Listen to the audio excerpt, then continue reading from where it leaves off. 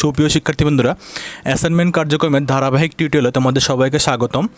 আজকের টিউটোরিয়ালের বিষয় হলো এইচএসসি 2021 সালের 4th উইকের হিসাব বিজ্ঞানের 3 নং অ্যাসাইনমেন্টের সমাধান। তোমাদের এই 3 নং অ্যাসাইনমেন্টটি দেওয়া হয়েছে তৃতীয় অধ্যায় অর্থাৎ ব্যাংক সমন্বয় বিবরণী থেকে, যেটা অ্যাকাউন্টিং ফার্স্ট পেপারের। তো এই তৃতীয় অধ্যায় থেকে যে কোশ্চেনগুলো দেওয়া হয়েছে সেই কোশ্চেনগুলো ডিটেলস তোমাদেরকে বুঝিয়ে দেব এবং বিস্তারিত তোমরা শিখতে পারবে।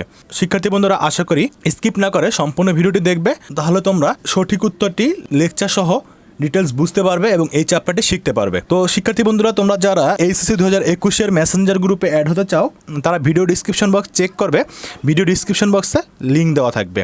তো শিক্ষার্থী বন্ধুরা, চলো আমরা অ্যাসাইনমেন্টের সলিউশনগুলো শুরু করি। শিক্ষার্থী বন্ধুরা, অ্যাসাইনমেন্টের তোমাদের যে কভার পেজটি হবে সেই কভার পেজে কমিক নং দিব 3 এবং অ্যাসাইনমেন্টের শিরোনাম দিব নগদ অর্থের স্বচ্ছতা নিশ্চিতকরণের ব্যাংক সমন্বয় বিবরণী প্রস্তুতকরণ এবং বিষয় কোড দিব 254 আর বিষয়ের নাম দিব অ্যাকাউন্টিং। এই বিষয়ের নাম, বিষয় কোড ইংলিশে দিব। এগুলো আমরা এখান থেকে তোমাদের যে কোশ্চেনটা ছিল সেই কোশ্চেন থেকে নিব, যে অ্যাসাইনমেন্টের কমিক নং এবং অ্যাসাইনমেন্টের শিরোনাম এখান থেকে দেওয়া আছে, সব আমরা এই কোশ্চেন থেকেই মূলত প্রস্তুত করব। তো শিক্ষার্থী বন্ধুরা, অ্যাসাইনমেন্টের ফুল মার্কস পাওয়ার জন্য আমরা কোশ্চেনটা অ্যানালাইজ করব এবং কীভাবে তুমি ফুল মার্কস পাবা সবগুলো বলে দিব। তো শিক্ষার্থী বন্ধু, তোমাদের যে কোশ্চেনটি দেওয়া আছে অ্যাসাইনমেন্টের জন্য সেটা হলো নির্দেশনা অংশ এবং এই নির্দেশক অংশ, এই দুটার সাথে অ্যাডজাস্ট করে আমরা সলভ করব। তোমাদের ক নং কোশ্চেনের অ্যান্সারটি দিতে হবে ব্যাংক সমন্বয় বিবরণী তৈরি করার উদ্দেশ্য বর্ণনা করতে হবে। আর এখানে বলছে 4টা উদ্দেশ্য বর্ণনা করতে হবে। তো আমরা কেন ব্যাংক সমন্বয় বিবরণী প্রস্তুত করা হয় তার 4টা উদ্দেশ্য তৈরি করব বা বর্ণনা করব। দেন খ মার্কে বলছে নগদান বই ও ব্যাংক বিবরণীর মধ্যে উদ্বৃত্তের গড় মিলের কারণ দেখাতে বলছে এবং এখানে বলছে 6টা কারণ দেখালে তুমি 4 মার্কস পাবে। দেন যেটা আছে গ নাম্বারে নগদান বইয়ের লেনদেন লিপিবদ্ধকরণ। লেনদেন লিপিবদ্ধকরণ মানে হলো কি জাবেদাকরণ, কারণ জাবেদার আরেক নাম হলো লিপিবদ্ধকরণ। তার মানে আমাদের এইখানে লেনদেনগুলো লিপিবদ্ধ করতে হবে, মানে জাবেদা করতে হবে। কিন্তু এইখানে দেখো বলা আছে সহায়ক তথ্যের ভিত্তিতে নগদান বইতে লিপিবদ্ধ হয়নি এরূপ লেনদেনগুলোকে দাখিলা প্রস্তুত করতে হবে। মানে এইখানে যেগুলো নগদান বইতে লিপিবদ্ধ হয়নি সেইগুলোই তোমাদের শুধুমাত্র জাবেদা করতে হবে। অর্থাৎ যেগুলোতে আমার লেখা থাকবে যে নগদান বইতে লেখা হয়নি বা নগদান বইতে সমস্যা হয়েছে এরকম এন্ট্রি নিয়ে জাবেদা করতে হবে। সেক্ষেত্রে 4টি জাবেদা সঠিক হলে তুমি 4 মার্কস পাবে। দেন বলছে ঘ নম্বরে সহায়ক তথ্যের ভিত্তিতে ব্যাংক সমন্বয় বিবরণী প্রস্তুত করো। মানে এখানে যে তথ্যগুলো দেওয়া আছে সেই তথ্য নিয়ে আমরা ব্যাংক সমন্বয় বিবরণী প্রস্তুত করব। তো শিক্ষার্থী বন্ধুরা, আমরা এক এক করে সবগুলো কোশ্চেন সলভ করব। তো তোমাদের প্রথম ক নাম্বার আর খ নাম্বার কোশ্চেন ফুল থিওরি, যেখানে কোনো ম্যাথ নেই, যেটার সাথে আমাদের এই সহায়ক তথ্যর কোনো প্রয়োজন নেই, যার কারণে আমরা এই দুটো সলভ করার পরে গ নং কোশ্চেনে যে আমরা এই কোশ্চেনটা আলোচনা করব বা সহায়ক তথ্যটা তোমাদেরকে বুঝিয়ে দেব। তো চলো ক নং কোশ্চেনটি শুরু করা যাক। তো প্রথমে আমরা ক নং কোশ্চেন উত্তর এটি লিখে দিব, তার উপরে আমরা এই অ্যাসাইনমেন্টের শিরোনামটি লিখে দিব। তোমরা অ্যাসাইনমেন্ট কেমন প্রস্তুত করতে হয় সব কিছু জানো, যদি না জানে থাকো বা কোনো সমস্যা থাকে সেক্ষেত্রে স্ক্রিনে যে ভিডিওটি দেখানো হচ্ছে সেই ভিডিওটি তোমরা দেখে নেবে, ভিডিও ডিসক্রিপশন বক্সে এর লিঙ্ক দেওয়া থাকবে। তো শিক্ষার্থী বন্ধুরা, ক নং প্রশ্ন উত্তর লিখে আমরা ব্যাংক সমন্বয় বিবরণী তৈরি করার উদ্দেশ্যগুলো লিখব। এখানে ব্যাংক সমন্বয় বিবরণী তৈরি করার উদ্দেশ্য মানে কেন আমরা ব্যাংক সমন্বয় বিবরণীগুলো প্রস্তুত করি সেই উদ্দেশ্যগুলো আমরা ব্যাখ্যা করব বা বর্ণনা করব। তো 1 নম্বর উদ্দেশ্য যেটা হলো জেরের মিলকরণ, অর্থাৎ জেরের মিলকরণ হলো নগদান বইয়ের যে আমরা ব্যাংক বিবরণী তৈরি করি সেটা, আর ব্যাংক বিবরণী অর্থাৎ পাস বইয়ের যে বইটা থাকে, মানে ব্যাংকের কাছে যে বইটা থাকে সেই বইটা, এই দুইটা বইয়ের মধ্যে জের মিল করার একটা কারণ। ঠিক আছে। দেন বলছে গড় মিলের কারণ জানা। দেন কেন দুইটার মধ্যে গড় মিল হলে সেই কারণটা জানা। দেন ভুল সংশোধন, মানে দুইটার মধ্যে যে ভুল আছে সেই ভুলটা সংশোধন করা। দেন সঠিক আর্থিক চিত্র তুলে ধরা। এটাও একটা ব্যাংক সমন্বয় বিবরণী তৈরির উদ্দেশ্য। মানে তোমরা আসলে অ্যাকচুয়ালি ব্যাংক সমন্বয় বিবরণীতে অর্থাৎ ব্যাংক বিবরণী এবং আমানতকারী যে হিসাব থাকে এই দুটার মধ্যে সঠিক চিত্রটা তুলে ধরা হয় এই বিবরণীর মাধ্যমে। তো এই জিনিসগুলো আমি এখানে ব্যাখ্যা করি নাই, তোমাদের যে বইটা আছে সেই বই থেকে হুবহু ব্যাখ্যা করতে পারো, অথবা তোমাদের যদি প্রয়োজন হয় সেক্ষেত্রে আমাদের যে গ্রুপ আছে ভিডিও ডিসক্রিপশন বক্সে তার লিঙ্ক দেওয়া থাকবে, ওই গ্রুপে জয়েন হবো, আমি ওইখানে অ্যান্সারগুলো দিয়ে দিব, ক আর খ এর অ্যান্সার, মানে এইগুলো ব্যাখ্যাগুলো আমি তোমাদেরকে দিয়ে দেবো। দেন আমরা ক্ষয়ের অ্যান্সারটা শুরু করব। নগদান বই ও ব্যাংক বিবরণীর উদ্বৃত্তের গড় মিলের কারণ নিম্নে ব্যাখ্যা করতে বলছিল। তো নিম্নে ব্যাখ্যা করা হলো, এখানে কারণ দেখাইতে বলছিল এবং বলছিল যে 6টা কারণ দেখাইতে বলছিল। দেখো বলা ছিল যে 6টা কারণ সঠিক হলে সেক্ষেত্রে তুমি ফুল মার্কস পাবে। তো 6টা কারণ কি কি, এখানে প্রথম দেওয়া হলো ইস্যুকৃত চেক উপস্থাপিত হয়নি। অর্থাৎ উপস্থাপিত হয় নাই মানে যে তুমি যে চেকটা ইস্যু করছো ব্যাংকে, সেটা তোমার ব্যাংকে উপস্থাপিত হয় নাই, এটা একটা গরমিলের কারণ হতে পারে। এটা বর্ণনা তুমি নিজে করবা, অথবা যদি তুমি যদি না করতে পারো সেক্ষেত্রে আমার গ্রুপে জয়েন হবা, আমি অ্যান্সারগুলো গ্রুপে দিয়ে দেবো। কারণ এগুলো যদি আমি এখানে ডিটেলস বুঝাই অ্যান্সারগুলো করে, সেক্ষেত্রে ভিডিওটা অনেক লং হয়ে যাবে, এবং যেহেতু আমি অনেক লেটে আপলোড দিতেছি ভিডিওটা নানান ব্যস্ততার কারণে, সো আমি এগুলো তোমাদেরকে গ্রুপে অ্যান্সারগুলো দিয়ে দিব। ক আর খয়ের অ্যান্সার আমি মূলত ম্যাথ যে দুইটা আছে ঘ আর ঘ, এটা ডিটেলস তোমাদেরকে সম্পূর্ণ বুঝিয়ে দেব। দেন 2 নম্বর যে কারণটা হতে পারে, জমাকৃত চেক যা আদায় হয়নি। তো জমা করছো তুমি চেক, মানে তুমি একটা চেক পাইছো, সেটা ব্যাংকে জমা দিছো কিন্তু ব্যাংক আদায় করতে পারে নাই, তো এটাও একটা গরমিলের কারণ হতে পারে। দেন হিসাব রক্ষকের ভুল, হিসাব রক্ষক তোমার যে আমানতকারী আছে সেই আমানতকারী হিসাব রক্ষক ভুল করতে পারে, আবার ব্যাংকের হিসাব রক্ষকও ভুল করতে পারে, সো এটাও একটা গরমিলের কারণ হতে পারে। দেন লভ্যাংশ আদায়, এটাও হতে পারে একটা কারণ, তুমি লভ্যাংশ আদায় করছো কিন্তু ব্যাংক সেটা লেখে নাই। দেন ব্যাংক চার্জ করছে কিন্তু তুমি সেটা লেখো নাই, এরকমও হতে পারে। দেন প্রাপ্য বিল আদায় করছে যেটা তুমি জানো না, বা তোমার ব্যাংক তোমার নগদান বইতে সেটা তুমি লিপিবদ্ধ করো নাই, এগুলো কারণ হতে পারে। তো প্রত্যেকটা কারণেই তুমি ব্যাখ্যা দিয়ে দেবে, তোমার বইয়ে সুন্দর করে দেওয়া আছে, তুমি চাইলে সেখান থেকেও দিতে পারো, অথবা তুমি চাইলে যদি প্রয়োজন হয় অবশ্যই গ্রুপে জয়েন করবে এবং গ্রুপে মেসেজ করবে। তো শিক্ষার্থী বন্ধুরা, আমরা মূলত ঘ নং কোশ্চেনের অ্যান্সারটি শুরু করব। গ নং কোশ্চেন অ্যান্সারটি ছিল, দেখো জাবেদা দাখিলা প্রস্তুত করতে বলছিল, এবং বলছিল এখান থেকে সহায়ক তথ্য থেকে যে এন্ট্রিগুলো নগদান বইতে লেখা হয়নি, এই যে নগদান বইতে লিপিবদ্ধ হয়নি, এরূপ এন্ট্রিগুলো তোমার জাবেদা দাখিলা করতে বলছে। তো তোমরা সবাই জাবেদার ছক জানো, আমরা জাবেদার ছকটা তৈরি করে দিলাম। গ নং প্রশ্ন উত্তর লিখে সবুজ ট্রেডার্সের প্রকৃত জাবেদা বা সাধারণ জাবেদা লিখে দেবো, এবং এখানে ব্যাংক সংক্রান্ত কতটা লিখবো, কারণ কি নগদান বইতে লিপিবদ্ধ হয় নাই এরূপ জিনিস, তা নগদান মধ্যে যে লিপিবদ্ধ হয় নাই সেগুলো আমরা এখানে লিখবো। কিন্তু এখানে ব্যাংক সংক্রান্ত লেখার কারণ একটাই হলো, কারণ এখানে সব লেনদেনগুলো মূলত ব্যাংকের লেনদেন, কারণ নগদান বই আর ব্যাংক বইয়ের দুইটার মধ্যে মিল করতেছি, বা দুইটার মধ্যে সমন্বয় যে সমস্যাগুলো হয় সেই সমস্যাগুলো নিয়ে আমরা এই বইটা প্রস্তুত করি বা এই বিবরণীটা প্রস্তুত করি। সো এখানে সবগুলো ব্যাংক সংক্রান্ত হবে, তুমি চাইলে ব্যাংক সংক্রান্ত লিখতে পারো, না লিখতে পারো, তা কোনো সমস্যা না। দেন আমরা কী করবো, এখানে তারিখ দিয়ে দেবো 2021 ছিল জুন 30, আমরা জুন 30 দিয়ে দিলাম, যেহেতু এখানে তারিখ নাই, তারিখ দেওয়া আছে সবগুলোর জন্য একটা কমন তারিখ, সেটা হলো 30 জুন। তো যার কারণে আমরা 30 জুন দিয়ে, দেন এইখানে 1 2 3 যেটা দেওয়া আছে এই আকারেই দিব আমরা। মূলত কিন্তু জাবেদার মধ্যে 1 2 3 এরকম হয় না, কিন্তু যেহেতু এখানে আমাদের এই প্রত্যেকটা এন্ট্রিকে বা প্রতিটা লেনদেনকে ইন্ডিকেট করা হয়েছে 1 2 3 4 এরকম দিয়ে, যার কারণে আমরা এখানে 1 2 3 4 আকারেই দিয়ে দেবো। তো দেখো এখানে প্রথম বলা হয়েছে যে 2021 সালের 30 জুন তারিখে সবুজ ট্রেডার্সের নগদান বই ও ব্যাংক বিবরণীর উদ্বৃত্তের মধ্যে গড়মিলের পরিলক্ষিত হয়, নিম্নে সংক্রান্ত তথ্য উপস্থাপন করা হলো। তার মানে কি বলছে, সবুজ ট্রেডার্সের এবং নগদান ব্যাংক বিবরণীর মধ্যে একটা কি হয়েছে, গড়মিল হয়েছে, সেই গড়মিলের কারণগুলো দেখানো হয়েছে। তো আমরা এখান থেকে খুঁজে বের করবো যে কোন কারণগুলো নগদান বইতে লিপিবদ্ধ হয় নাই বা নগদান বইতে সমস্যা হয়েছে, সেই জিনিসগুলো আমরা জাবেদা করব। প্রথম বছর নগদান বই অনুযায়ী ব্যাংক জমাতিরিক্তের পরিমাণ, এটা তো আমাদের ব্যালেন্স হিসাবে যাবে, এটা হবে না। দেন 2 নম্বরটা 15,000 টাকা 20,000 টাকা দুইটি ইস্যুকৃত চেকে দ্বিতীয় চেকটি 30 জুনের মধ্যে পরিশোধের জন্য ব্যাংকে উপস্থাপিত হয়নি, তাহলে এটা ব্যাংকে উপস্থাপিত হয় না, সো এটা কিসের ভুল, ব্যাংকের সমস্যা, এটা নগদানের সমস্যা না, সো আমরা এটা লিখবো না। 3 নম্বর 10,000 টাকা ও 9,000 টাকা দুইটি চেক আদায়ের জন্য ব্যাংকে জমা দেওয়া হয়েছিল, কিন্তু 30 জুনে প্রথম চেকটি ব্যাংক আদায় করে নাই, তাহলে এটা আদায় করে নাই কে, ব্যাংক, তার সমস্যা কাদের হয়েছে, ব্যাংকের সমস্যা হয়েছে, এটা নগদান বইতে সমস্যা হয় না, সো এটা আমরা লিখবো না। দেন ব্যাংক কর্তৃক লভ্যাংশ আদায় 5,000 টাকা, যা নগদান বইতে লেখা হয়নি, তাহলে এটা নগদান বইতে লেখা হয়নি, সো এটা জাবেদা আমাদের করতে হবে। তো এটা জাবেদা কী হবে, দেখো লভ্যাংশ আদায় করছো, লভ্যাংশ আদায় কি আমাদের জন্য একটা আয়, ব্যবসা প্রতিষ্ঠানের একটা আয়, তাহলে আয় হলে কি হয়, আয় ক্রেডিট, তো লভ্যাংশ হিসাব ক্রেডিট। দেন এই আয়টা কি হয়েছে, ব্যাংকে সরাসরি যোগ হয়েছে, তো ব্যাংকে যোগ হওয়ার ফলে কী হবে, ব্যাংকে টাকাটা বৃদ্ধি পাবে, সো ব্যাংক হিসাব ডেবিট। তার মানে তুমি যদি কোনো লভ্যাংশ পাও সেটা সরাসরি ব্যাংকে জমা হয়, সেটা নগদ টাকায় পাওয়া যায় না, কারণ এটা ব্যাংক কর্তৃক সাথে যেহেতু ব্যাংক কর্তৃক হয়েছে সেক্ষেত্রে এটা নগদে হবে না, অবশ্যই ব্যাংকে হবে, ব্যাংকের টাকা বৃদ্ধি পাবে, তো ব্যাংক হিসাব ডেবিট। আর যেহেতু লভ্যাংশ বাবদ বা আয় বাবদ বৃদ্ধি পাইছে তাই লভ্যাংশ হিসাব ক্রেডিট। দেন আমরা এখানে ব্যাখ্যা দিয়ে দেবো, যেহেতু ব্যাংক কর্তৃক লভ্যাংশ আদায়, দুই পাশে ডেবিট আর ক্রেডিট টাকা সমান হয়, আমরা সমান টাকা বসিয়ে দেবো।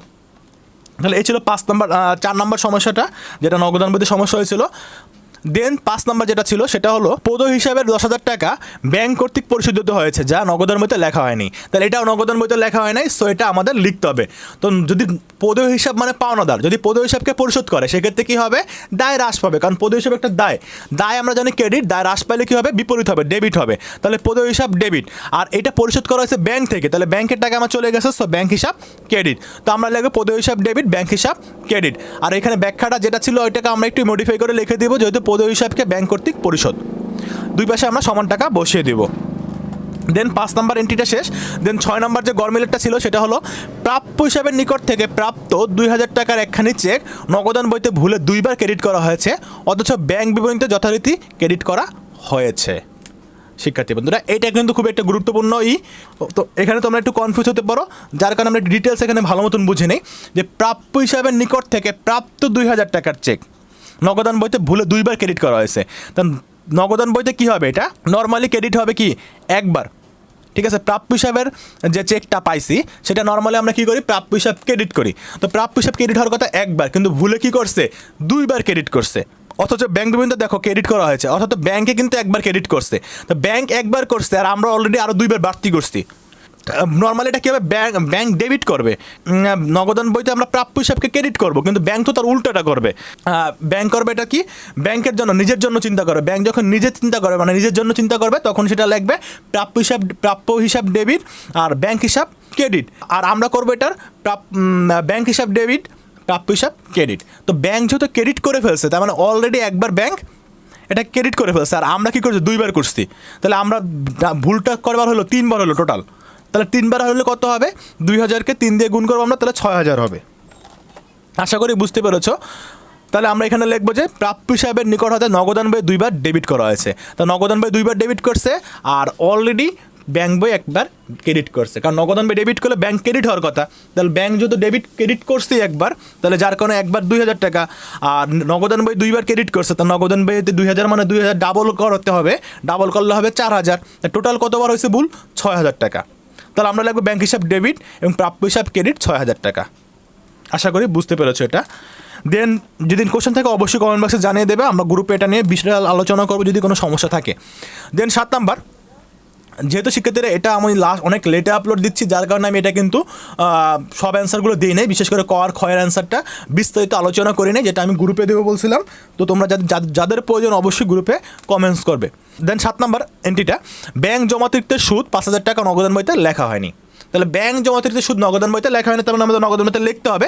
তা ব্যাংক জমাতিরিক্ত সুদ নগদান বইতে কী হবে, ব্যাংক জমাতিরিক্ত মানে হলো আমরা দায়, কারণ ব্যাংকে যে টাকা জমা রাখছি তার সাথে বেশি টাকা উত্তোলন করছি। তাহলে ব্যাংক জমাতিরিক্ত হলো কি, দায়। তা দায়ের সুদ, যে কোনো দায়ের সুদ হলো ব্যয়, কারণ দায় থেকে কি হয়, সুদ দিতে হয়, কখনো সুদ পাওয়া যায় না। তাহলে দায় হলে ব্যয় হলে কী হবে, ব্যয় হলে ডেবিট হবে। তা আমরা লাগবে ব্যাংক জমাতিরিক্ত সুদ ডেবিট। আর এই সুদটা কী করে, ব্যাংক সরাসরি আমাদের ব্যাংক হিসাব থেকে, ব্যাংকে যে জমা টাকা আছে সেখান থেকে কেটে নেবে, সেক্ষেত্রে ব্যাংক হিসাব ক্রেডিট হবে। তাহলে আমরা ব্যাখ্যা লিখবো, যেহেতু ব্যাংক জমাতিরিক্তের সুদ কর্তন করা হয়েছে 5000 টাকা, দুই পাশে লিখে দিব। দেন সবগুলো অ্যামাউন্ট আমরা যোগ করে দেবো, দুই পাশে সমান হয়ে যাবে। দেন আমরা মোট লিখে এটা ব্যালেন্স করে দেবো। শিক্ষার্থীদের আমরা লাস্ট কোশ্চেনটা সলভ করবো। লাস্ট কোশ্চেনটা ছিল সহায়ক তথ্যের ভিত্তিতে ব্যাংক সমান বিবরণী প্রস্তুত করো। তো আমরা এখানে একটা ব্যাংক সমান বিবরণী প্রস্তুত করব। তো আমরা ব্যাংক সমান বিবরণীর জন্য একটা ছক করব, এটা নর্মাল একটা ছক, যেটা হলো বিবরণ টাকার ছক। তো প্রথমে লিখবো সবুজ ট্রেডার্সের ব্যাংক সমান বিবরণী। এটা ছিল কবে, তারিখ ছিল 30 জুন 2021। তাহলে আমরা তারিখটা এখানে বসিয়ে দেবো। দেন এখানে একটা দেখো কোন মোতাবেক করতে হবে। এখানে কিন্তু 4 ধরনের এন্ট্রি হইতে পারে। একটা হলো নগদান বই মোতাবেক ব্যাংক জমার উদ্বৃত্ত, আবার ব্যাংক বই মোতাবেক ব্যাংক জমার উদ্বৃত্ত, আবার এরকমও হইতে পারে নগদান বই মোতাবেক ব্যাংক জমাতিরিক্ত, আবার এরকম হতে পারে ব্যাংক বিবরণী মোতাবেক ব্যাংক জমাতিরিক্ত। তো তুমি যেটাই করো, মূলত এটার নিয়ম হলো 2টা। একটা হলো যে তুমি ব্যাংকের হিসাব নিয়ে করবা, যে ব্যাংক কত আছে, ব্যাংকে কী হিসাবে করতেছে হিসাবে, অথবা তুমি নগদান নিয়ে করবে, যে নগদান আমাদের আমানতকারী যে হিসাবটা আছে সেই হিসাবটা কত আছে। তো এখানে আমরা যেহেতু নগদান বই থাকলে কি করি, নগদান বই ব্যাংক জমা উদ্বৃত্ত নিয়ে কাজ করি, কিন্তু এখানে দেওয়া আছে নগদান বই ব্যাংক জমাতিরিক্তের পরিমাণ। তার নগদান বইয়ে যদি ব্যাংক জমাতিরিক্ত না লেখে যদি ব্যাংক জমার পরিমাণ লিখতো, সেক্ষেত্রে আমরা কী করতাম, সেক্ষেত্রে আমরা বার করতাম ব্যাংক বিবরণী মোতাবেক ব্যাংক জমা উদ্বৃত্ত, মানে ব্যাংক বিবরণীতে ব্যাংক কী হিসাবে করছে, মানে ব্যাংক কীভাবে তৈরি করছে সেইভাবে লিখতাম। কিন্তু এখানে তো বলছে ব্যাংক জমাতিরিক্ত, তার মানে ওটা উল্টাটা করতে হবে। উল্টাটা মানে হলো আবার আমাদের নগদান বইয়ে কী হিসাব আছে সেইটাই করতে হবে। মানে নগদান বইতে যে হিসাবটা করা হয়েছে বা আমানতকারী যে হিসাবটা করছে সেই অ্যান্সারটা এখানে করতে হবে। অর্থাৎ আমানতকারী যদি কম লেখে, ক্রেডিট করলে ক্রেডিট করতে হবে, ডেবিট করলে ডেবিট করতে হবে। মোট কথাটা এটা ব্যাংক বই মোতাবেক ব্যাংক জমার উদ্বৃত্ত যেমনি করতাম সেইটা নিয়ে আমরা এটা তৈরি করব। ওইটা আর এইটা একই কথা। এটার অ্যান্সার পাবো আমরা ব্যাংক বিবরণী মোতাবেক ব্যাংক জমাতিরিক্ত বা নগদান বই মোতাবেক ব্যাংক জমার উদ্বৃত্ত একই কথা, মানে এটা নিয়ে আমরা জাস্ট অ্যান্সারটা পাবো যেটা সেটা হলো নগদান বই মোতাবেক ব্যাংক জমার উদ্বৃত্ত অথবা ব্যাংক বিবরণী মোতাবেক ব্যাংক জমাতিরিক্ত, দুইটা একই কথা। তো এক কথায় হলো যে আমরা এখানে নগদান বইয়ে যা যা করছে আমরা তাই করব, ঠিক আছে, মানে ব্যাংক বিবরণী হিসাব করতেছি কিন্তু নগদান বইয়ে যে ব্যালেন্সটা ছিল সেটা বের করতে হবে। তবে এক কথা দেখো, প্রথমে আমরা যেটা ছিল সেটা আমরা লিখে দিব যে নগদান বই মোতাবেক ব্যাংক জমাতিরিক্তের উদ্বৃত্ত বা জমাতিরিক্ত যেটা 60,000 ছিল সেটা বসিয়ে দিলাম। দেন এই অঙ্কগুলো অনেক ইজি, যেটা করতে হয় শুধু যোগ আর বিয়োগ। তো নগদান বই কী কী যোগ করছে সেটা যোগ করব, নগদান বই কী কী বিয়োগ করছে সেটা বিয়োগ করব, ঠিক আছে। আবারও বলতেছি, নগদান বই মোতাবেক লেখার পরেও কিন্তু নগদান বইতে যেমনি আছে সেই অনুযায়ী করবো, কারণ এখানে আমরা কিন্তু উল্টা করতাম আগে, যে ব্যাংকেরটা বের করতাম, কিন্তু আমরা ব্যাংকেরটা বের করবো না, কারণ কি এখানে ব্যাংক জমাতিরিক্ত বলছে, যার কারণে আবার নগদানই চলে আসতে হবে, উল্টা করতে হবে। এখানে 1 নাম্বারটা তো আমরা ওইখানে উদ্বৃত্ত হিসেবে দিলাম। দেন 2 নাম্বারটা 15,000 টাকা ও 20,000 টাকার দুইটি ইস্যুকৃত চেকের মধ্যে দ্বিতীয় চেকটি 30 জুনের মধ্যে পরিশোধিত করা জন্য ব্যাংকে উপস্থাপিত হয়েছে। তা ব্যাংকে যদি আমরা উপস্থাপিত করি তাহলে আমরা কি করি, মানে আমার নগদান বই থেকে মাইনাস করি, কারণ ইস্যু মানে এটা আমি পরিশোধ করতেছি। তাহলে আমি যদি পরিশোধ করার জন্য দিই সেক্ষেত্রে আমরা নগদান বইতে কী করি, মাইনাস করি, কিন্তু প্রথমটা মাইনাস করা হয়েছে, দ্বিতীয়টা কিন্তু ব্যাংকে উপস্থাপিত হয়নি, তার মানে দ্বিতীয়টা আমরা মাইনাস করি নি, সো আমরা দ্বিতীয়টা কী করবো, মাইনাস করে দেবো, লিখবো আমরা ইস্যুকৃত চেক ব্যাংকে উপস্থাপিত হয়নি, তারপর নগদান বইতে যেটা করা হয় না সেটা আমরা করব। দেন 3 নাম্বারটা 10,000 টাকা ও 20,000 টাকা দুটি চেক আদায়ের জন্য ব্যাংকে জমা দেওয়া হয়েছিল, 30 জুনের মধ্যে প্রথম চেকটি ব্যাংক আদায় হয়নি। তো 30 জুনের মধ্যে কোনটা আদায় হয় না, প্রথম চেক মানে 10,000 টাকারটা। তো 10,000 টাকাটা আমাদের কী করতে হবে, যোগ করতে হবে, কারণ আমরা যেহেতু এটা আদায় করবো, তাহলে আদায় করলে নগদান কী করে, আদায় করলেই মোট কথা নগদান এটা কী করে, যোগ করে দেয়। ব্যাংকে আদায় হোক আর না হোক সেটা ব্যাংকের ব্যাপার, কারণ আমরা নগদানের ব্যালেন্সটা বের করতেছি। সেক্ষেত্রে আমরা লিখবো জমাকৃত চেক যা ব্যাংকে আদায় হয়নি 10,000 টাকা। দেন ব্যাংক কর্তৃক লভ্যাংশ আদায় 5,000 টাকা, তার নগদান বইতে লেখা হয়নি। তো ব্যাংক আদায় করছে লভ্যাংশ, তো আমরা তো জানি না, নগদান বইতে কিন্তু এটা লেখা হয়নি, তার মানে কি নগদান বইতে এটা কী হবে, নগদান বইতে এটা মাইনাস হবে, কারণ নগদান বইতে এটা হয়নি, তো লেখা না হলে এটা কী হবে, মাইনাস হবে। তাহলে এটা আমরা কী করবো, ব্যাংক কর্তৃক লভ্যাংশ আদায় 5,000 টাকা মাইনাসে দিয়ে দিব। দেন পদেয় হিসাবে 10,000 টাকা ব্যাংক কর্তৃক পরিশোধিত হয়েছে, যা নগদান বইতে লেখা হয়নি। তো ব্যাংক কর্তৃক পরিশোধিত হয়েছে, তাহলে নগদান বইতে যেহেতু লেখা হয় নাই, তাহলে কী করতে হবে, নগদান বইতেও ব্যাংক মাইনাস করছে, কিন্তু আমাদের কী করতে হবে, তাহলে আমাদের প্লাস করতে হবে, নগদান বইতে প্লাস করতে হবে। তাহলে নগদান বইতে আমরা এটা প্লাস হিসাবে দেখাই দেবো। ব্যাংক কর্তৃক পদেয় বিল পরিশোধ 10,000 টাকা, ব্যাংক পরিশোধ করছে কিন্তু নগদান বইতে পরিশোধ করে নাই, সো নগদান বইটা আমরা এখানে প্লাস করব, ব্যাংক এটাকে মাইনাস করবে। দেন প্রাপ্য হিসাবের নিকট থেকে ব্যাংক কর্তৃক 2,000 টাকার চেক ভুলে 2 বার ক্রেডিট করা হয়েছিল, যা যথারীতি ক্রেডিট করে। শিক্ষার্থীদের এটা কিন্তু আমরা যাবাদার সময় বুঝিয়েছিলাম যে টোটাল ব্যাংক করছে ক্রেডিট একবার, কিন্তু যেহেতু আমরা 2 বার করছি, 2 বারে কত হয় 4,000 টাকা, আর ব্যাংক একবার ভুল করছে ক্রেডিট, তাহলে টোটাল কত 6,000 টাকা। কিন্তু আমরা এখানে যাবাদা যখন করছিলাম তখন কি লিখছিলাম, ব্যাংক হিসাব ক্রেডিট, তাহলে আমাদের এখানে ক্রেডিট মানে কি, আমাদের এখানে মাইনাস, তাহলে আমরা এখানে কী করবো, মাইনাসে দিয়ে দেবো, কত টাকা দিব, 6,000 টাকা দিব। দেখুন লিখবো আমরা নগদান বইয়ে ক্রেডিট করার ভুল 6,000 টাকা, কারণ এটা আমরা যাবাদার সময় বুঝাইছিলাম যে যেহেতু ভুলটা করতেছি, এটা আমরা তৈরি করতেছি নগদান বই যে হিসাবে করতেছে সেই হিসাব, তো নগদান বইতে এটা মাইনাস করে দিয়েছিল, তো নগদান বই যদি ব্যাংক যেহেতু মাইনাস ছিল তাহলে আমরা এখানে মাইনাস করতে হবে। দেন 7 নাম্বার যে গরমিলটা ছিল সেটা হলো ব্যাংক জমাতিরিক্তের সুদ নগদান বইতে লেখা হয়নি।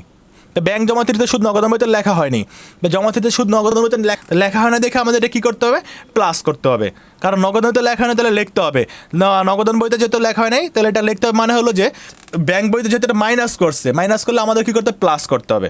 তো সেক্ষেত্রে দেখেন নগদান বইয়ে লেখা হয়নি যে এন্ট্রিগুলো, সেগুলোকে আমাদের কিন্তু ওই ব্যাংকের সাথে মিলাই অ্যাডজাস্ট করতে হবে, আর যেগুলো নগদান বই ভুল করছে সেগুলো নগদান বই ভুল হিসাবে দিতে হবে। দেন এটা আমরা লিখবো ব্যাংক জমাতিরিক্তের সুদ 5,000 টাকা, কারণ এটা আমরা প্লাস করবো, যেহেতু নগদান বইয়ে কি ব্যাংক কী করছে, ব্যাংক মাইনাস করছে, ব্যাংক মাইনাস করলে কী হবে, আমাদের তো প্লাস করতে হবে, কারণ নগদান বইতে এটা প্লাস হবে, তাহলে ব্যাংক যদি মাইনাস করে নগদান বইটা প্লাস হবে, উল্টো হবে, তো আমরা এটা উল্টো করে দেবো। তাহলে আমরা এই 60,000-এর সাথে এই যোগগুলো যোগ করে দেন যোগ করে দেবো, যেমন 10,000, 10,000, 5,000, তাহলে 25,000, এই দুইটা যোগ করে দেন 85,000, এর সাথে আমরা এগুলো যোগ করলে পাবো 31,000, সেটা মাইনাস করে দিব, মাইনাস করলে আমরা কত পাবো, 54,000। এই 54,000 নাম হবে ব্যাংক বই মোতাবেক ব্যাংক জমাতিরিক্তের উদ্বৃত্ত। তার নগদান বই থেকে আমরা যে ব্যাংক জমাতিরিক্ত করবো আর সেটা ব্যাংক বই মোতাবেক ব্যাংক জমাতিরিক্ত হবে, একই কথা। তো শিক্ষার্থী বন্ধুরা এই ছিল তোমাদের কোশ্চেনের অ্যান্সারটি। যদি কোনো ভুল থাকে সেক্ষেত্রে অবশ্যই আমি কমেন্ট বক্সে কমেন্টস পিন করে দিব, অবশ্যই তোমরা সেটা দেখে নেবে, আর মেসেঞ্জার গ্রুপের সাথে অ্যাড হবে, সেক্ষেত্রে সকল আপডেট ওইখানে আমরা দিয়ে দেবো। সবাই ভালো থাকবে, দেখা হবে নেক্সট টিউটোরিয়ালে। আল্লাহ হাফেজ।